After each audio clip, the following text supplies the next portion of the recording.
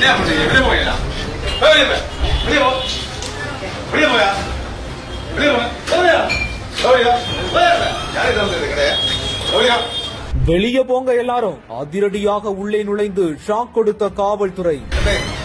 போங்கப்பா, நாங்க பண்ணிட்டோம்ல, அப்புறம் என்ன? வெளியே போ. போயா? போயா? போயா? யாரை தந்தது கிடையாது? போயா? அப்படியே உறைந்து போய் வசமாக சிக்கிய நபர்கள். பட்ட பகலில் நடந்த பரபரப்பு சம்பவம்.